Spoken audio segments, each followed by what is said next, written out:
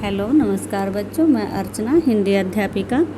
हाँ तो बच्चों, आज मैं आपके लिए लेकर आई हूँ रामनरेश त्रिपाठी जी द्वारा रचित कविता पथिक, जिसकी हम व्याख्या करेंगे और जो हमारे 11वीं कक्षा के पाठ्यक्रम में संकलित है।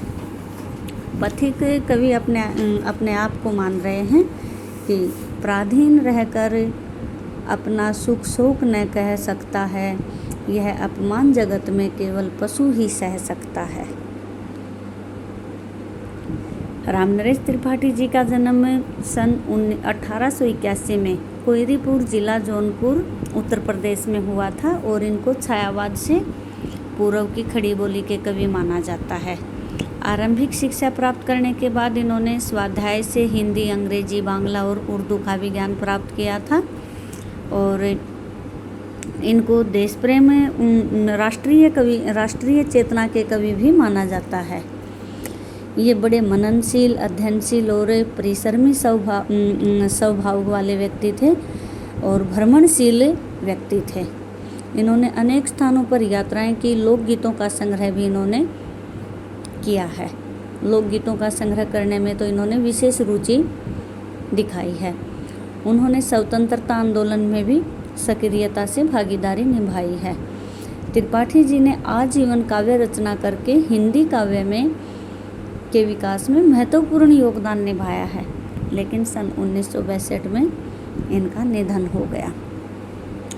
इनकी प्रमुख रचनाएं हैं पथिक, मिलन, सौपन, इनके सुप्रसिद्ध खंड काव्य माने जाते हैं। मानसी, मुक्तक कविताओं का भी संग्रह इन्होंने किया है। कविता कौमुदी में उन्होंने हिंदी, उर्दू और बांग्ला, संस्कृत की लोकप्रिय कविताओं को संकलित किया है।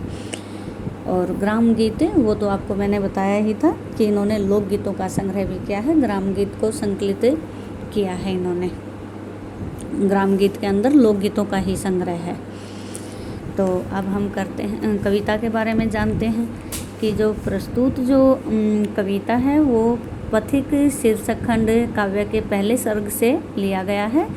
इस दुनिया के दुखों से विरक्त काव्य नायक पथिक प्रकृति के सौंदर्य पर मुग्ध होकर वहीं पर बसना चाहता है और यहाँ किसी साधुजन द्वारा संदेश ग्रहण करके देश सेवा का व्रत लेता है। लेकिन राजा के द्वारा उसे मृत्युदंड मिलता है, परंतु फिर भी उसकी कीर्ति समाज में बनी रहती है।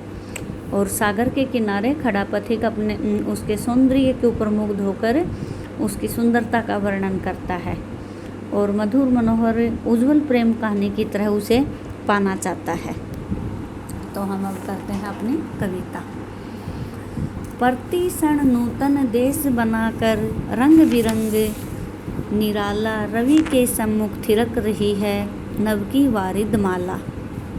कवि कहते हैं कि मेरे सामने सागर है और सूर्य उदित हो रहा है और साथ ही बादलों का समूह भी फैला हुआ है। उसे देखकर मुझे ऐसा लगता है कि मानो बादलों की यह छटा प्रति क्षण नूतन वेश बनाकर, प्रत्येक क्षण, प्रत्येक पल नूतन वेश बनाकर, नया रूप धारण करके, रंग बिरंगा नया रूप धारण करके, तरह तरह के रंग लाकर और तरह तरह के वस्त्र धारण करके रवि के सम्मुख थिरक रही है नभ में वारिद माला। कि सूर्य के सामने ये बादलों की जो माला है वो विभिन्न रंग रूप धारण करके सूर्य के सामने नाच रही है। नीचे नील समुद्र मनोहर, ऊपर नील गगन। नीचे तो नीला समुद्र है और ऊपर नीला गगन है। घन पर बैठे बीच में विचरूं, यही चाहता मन मेरा। फिर कवि कहते हैं कि मेरा मन चाहता है कि मैं इन बादलों के ऊपर बैठकर और इनके बीच में बैठकर इनके ऊपर विचरण करूं। इनके ऊपर बैठकर मैं आनंद पूर्वक विहार करूं। नीचे नील गगन, की नीचे नीला समुद्र है और ऊपर नीला गगन है और मेरा मन करता है कि और ऊपर ये बादलों की सुंदरता जो है, इन सब को देखकर मेरा मन करता है कि मैं इनके ऊपर बैठकर इस सारे आकाश में विचरण करूं। रत्नाकर गरज कर कहता है, मल्या नील बहता है। और जो सागर है वो गरज गरज कर कह रहा है, अर्थात सागरों के अंदर जो लहरें उठ रही हैं, जो ध्वनि उत्पन्न, लहरों के कारण जो ध्वनि उत्पन्न हो रही है, ध्वनि उत्पन्न हो रही है और वो गर्जना के समान लग रही हैं। मल्य नील बहता है और मल्य पर्वत से सुगंधित हवा आ रही है। मल्य पर्वत से सुगंधित हवा आ रही है। हरदम यह हौसला हृदय में प्रिय भरा रहता है और मेरे हृदय में, हे प्रिय, सदा ये उत्साह मेरे हृदय में भरा रहता है कि इस विशाल विस्तृत महिमा में रत्नाकर के घर के कोने कोने में लहरों पर बैठकर फिरूं जी भर के। कवि कह रहे हैं कि हे प्रिय, मेरा मन करता है कि ये जो विशाल सागर है, इसके प्रत्येक कोने में जाकर, इस विशाल विस्तृत और गरिमा में, इस महान सागर के प्रत्येक कोने में जाकर, प्रत्येक कोने कोने में इनकी लहरों के ऊपर बैठकर मैं फिरूं और प्रत्येक कोने कोने के अंदर मैं जाकर आऊं। तो कवि कह रहे हैं कि मेरा मन करता है कि इन लहरों पर बैठकर जी भरकर मैं इस सागर के प्रत्येक कोने के अंदर मैं जाकर आऊं। निकल रहा है जल निधि तल का दिनकर बिंब अधूरा। अब सूर्य के उदित होने का वर्णन कवि यहाँ पर कर रहे हैं कि निकल रहा है जल निधि, कि सागर के ऊपर, जो सागर के किनारे पर जो कवि खड़े हैं, कह रहे हैं कि सूर्य को उगते हुए देखकर कह रहे हैं कि समुद्र के पानी की सतह पर सूर्य का जो अधूरा सा प्रतिबिंब निकलता हुआ मुझे जो दिखाई दे रहा है, वो ऐसा लग रहा है जैसे कमला के कंचन मंदिर का मानो कांत कंगोरा, जो कि लक्ष्मी जी के मंदिर के ऊपर के कंगूरे की भांति चमकता हुआ नजर आ रहा है। ऐसा प्रतीत होता है कि मानो लक्ष्मी जी के सोने का जो उसका मुकुट बना है, मुकुट बना है, मंदिर का जो मंदिर का कोई गुम्बद हो, कि सूर्य जो चमकता हुआ आ रहा है और मुझे नज़र आ रहा है, उस सूर्य अधूरा सा जो प्रतिबिंब है वो ऐसा लग रहा है जैसे सोने से बने हुए लक्ष्मी के मंदिर का ऊपरी सतह हो। मंदिर के ऊपर जो मंदिर की ऊपरी सतह होती है वो चमकती हुई नजर आ रही है। लाने को निज पुण्य भूमि पर लक्ष्मी की ऐसवारी, रत्नाकर ने निर्मित कर दी सवर्ण सड़क अति प्यारी। कवि कह रहे हैं कि ऐसा लग रहा है जैसे जब सूर्य निकल रहा है और सागर की लहरों के ऊपर उसका जो प्रकाश गिर रहा है, वो ऐसा लग रहा है जैसे लक्ष्मी जी को लाने के लिए उसके लिए सोने की सरडक बना रखी हो। सोने की सरडक के समान चमकता हुआ, सोने की तरह चमकता हुआ जो सूर्य का प्रकाश गिर रहा है, वो प्रकाश ऐसा नज़र आ रहा है जैसे सोने की तरह सोने का रास्ता बना दिया गया हो, कि लक्ष्मी जी को अपनी भारत भूमि पर लाने के लिए उसके लिए सोने की सरडक बना दी गई हो। निर्भय दृढ़ गंभीर भाव से गरज रहा है सागर। और जो ये सागर है, पथिक कह रहे हैं, कवि कह रहे हैं कि जो ये सागर है, ये सामने सागर है जो निडर होकर दृढ़ता पूर्वक से गरज रहा है। निर्भय यानी निडर होकर दृढ़ता से गंभीर भाव से गरज रहा है सागर। सागर जो है वो गंभीर भाव से गरज रहा है। गहरा जो सागर है वो गंभीर भाव से गरज रहा है।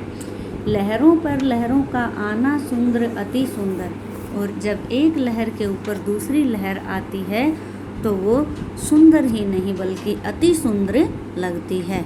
अर्थात कवि को लहरों के ऊपर लहरों का आना बहुत ही सुंदर लग रहा है। कहो यहाँ से बढ़कर सुख पा सकता है प्राणी। अब कवि कह रहे हैं कि अनुभव करो हृदय से हे अनुराग भरी कल्याणी।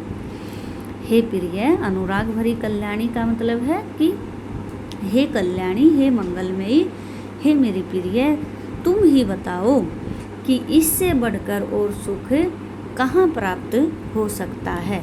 इतना सुंदर दृश्य हमें और कहाँ दिखाई दे सकता है। अपने हृदय से अनुभव करो, इतने इस सौंदर्य को अपने हृदय से अनुभव करो और मुझे बताओ कि इससे बढ़कर भी सौंदर्य क्या हमें कहीं पर मिल सकता है। तो कवि ने यहाँ अपनी प्रिय को संबोधित करते हुए कह रहे हैं कि तुम मुझे बताओ कि जो ये दृढ़ता से और निडर होकर जो ये लहरें, सागर की लहरें जो गरज रही हैं और लहरों के ऊपर जो एक लहर के ऊपर जो दूसरी लहर आ रही है, क्या इससे सुंदर जगह कोई और हो सकती है। तो यहाँ पर कवि ने प्रश्नात्मक शैली का भी प्रयोग किया है और सुंदर अति सुंदर का प्रयोग करके प्रकृति के सौंदर्य को और भी ज़्यादा अच्छा दर्शाने की कोशिश उन्होंने की है कि जब गंभीरतम अर्धनिशा में जग को ढक लेता है, अंतरिक्ष की छत पर तारों को छिटका देता है, कि फिर कवि इस सौंदर्य का वर्णन करना चाह रहे हैं कि जब आकाश के अंदर जब गंभीरतम निशा को ढक लेता है, कि जब गहरा अंधकार छा जाता है, अर्थात संपूर्ण जो जगत है उसको जब अंधकार ढक लेता है, तब अंतरिक्ष की छत पर तारों को छिटका देता है। उस समय ये आकाश के ऊपर तारों को छिटका देता है, तारों को फैला देता है। सस्मित वदन जगत का स्वामी मृदु गति से आता है, कि जब आकाश के जब सारी धरती को अंधकार घेर लेता है और तारे आकाश में फैले हुए होते हैं, उस समय सस्मित वदन करता हुआ, आनंदित होता हुआ जगत का स्वामी कौन? सूर्य, कि आनंदित होकर पुलकित शरीर वाला जगत का स्वामी मृदु गति से आता है, बिल्कुल मंद मंद गति से आता है। तट पर खड़ा गगन गंगा के मधुर गीत गाता है और वो अपना आने का इंतजार करता हुआ जैसे तट के ऊपर खड़ा होकर मीठे मीठे गीत गाता है। तब वह तट पर खड़ा होकर आकाश गंगा की मधुरता के मीठे मीठे गीत गाता है। उससे ही विमुग्ध हो नभ में चंद्र भी हंस देता है, और उसके ऊपर मुग्ध होकर आकाश के अंदर चंद्र उसके ऊपर हंसने लग जाता है। वृक्ष विविध पत्तों पुष्पों से तन को सज लेता है, और जो वृक्ष हैं उसके आने के इंतजार में अपने पत्तों को सजा धजा लेते हैं और उठने के लिए सजग हो जाते हैं, अपने पत्तों को संभाल लेते हैं। पक्षी हर्ष संभाल न सकते, मुक्त चहक उठते हैं, और जो पक्षी हैं वो अपनी खुशी को संभाल ही नहीं पाते। सूर्य के आने के इंतजार में पक्षी हैं वो अपनी इस खुशी को समा नहीं पाते हैं और चहक उठते हैं। फूले सांस लेकर सुख की सानद महक उठते हैं, और जो फूल हैं वो सांस लेकर ऐसा प्रतीत होता है कि सुख को आनंद सहित उसको अनुभव कर रहे होते हैं, कि उन्हें लग रहा है कि जैसे सूर्य उदित होगा तो उन्हें सुख की सांस आएगी। सूर्य के आने का सभी इंतजार करते हैं और सोच रहे हैं कि अब उन्हें सुख की सांस मिलेगी। तो यहाँ पर देखो प्रकृति का कितना प्राकृतिक सौंदर्य का कवि ने कितना सुंदर वर्णन किया है, कि पक्षी हैं वो सूर्य के आने से इतने खुश हो जाते हैं कि अपनी खुशी को संभाल नहीं पाते और चहकने लग जाते हैं। पेड़ पौधे हैं वो भी अपने पत्तों को सजग कर लेते हैं, सजा धजा कर उठने के लिए तैयार हो जाते हैं, और फूल हैं वो सुगंधित महक उठते हैं, कि उनका भी खुलने का समय आ जाता है। उस समय प्रकृति के पूर्ण सौंदर्य का वर्णन इन्होंने किया है। वन उपवन गिरी सानु कुंज में मेघ बरस पड़ते हैं, कि जंगल में बाग बगीचों में और पर्वत पर या समतल भूमि पर या फिर वनस्पतियों के समूह पर। वन यानी जंगल, उपवन बाग बगीचे, गिरी पर्वत, सानु समतल सतह, और कुंज में मेघ बरस पड़ते हैं यानी वनस्पतियों के अंदर सारी जगह पर बादल बरसने लग जाते हैं। मेरा आत्म प्रलय होता नैन नीर झड़ते, और कवि कहते हैं कि मेरा भी अपने आप ही आत्म प्रलय हो जाता है। अर्थात कवि कहना चाह रहे हैं कि हे प्रिय, चारों तरफ की सुंदरता को देखते हुए मैं भी भाव विभोर हो उठता हूँ। नैन नीर झरते, और आँखों से पानी झरने लग जाता है। पढ़ो लहर तट तृण त्रुगिरी नभ किरण जलद वन पर प्यारी, लिखी हुई है मधुर कहानी विषव मोहिनी।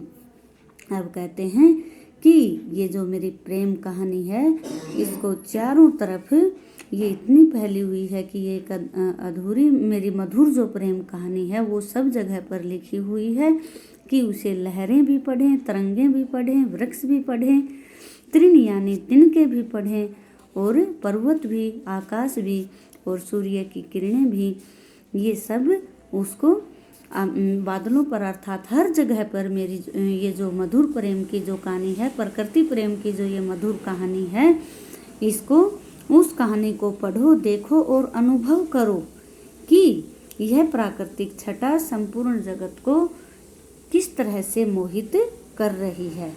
अर्थात कवि का कहने का भाव है कि ये मधुरता इतनी ज़्यादा फैली हुई है कि ये सबको बहुत खुश कर रही है। कैसी मधुर, मनोहर, उज्जवल है प्रेम कहानी।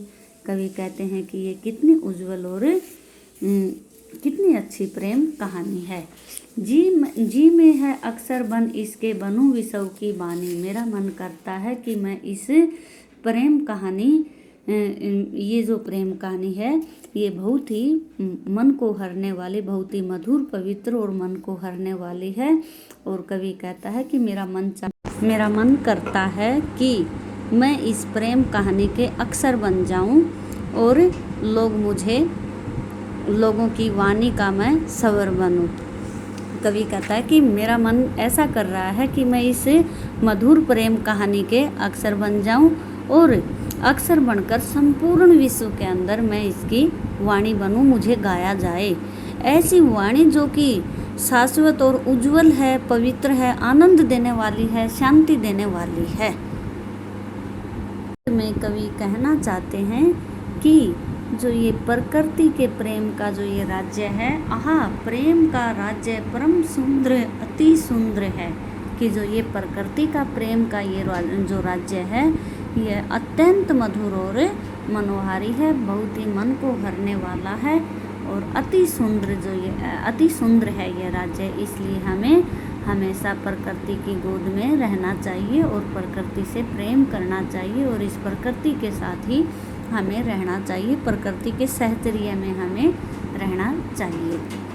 तो कवि ने बहुत ही अच्छा प्राकृतिक सौंदर्य का वर्णन किया है और उसमें भावबोधक शैली का भी प्रयोग किया है, तत्सम तद्भव और संस्कृत निष्ठ शब्दों का भी प्रयोग कवि ने इसमें किया है। भाषा अत्यंत सरल, सहज और प्रभावमय है।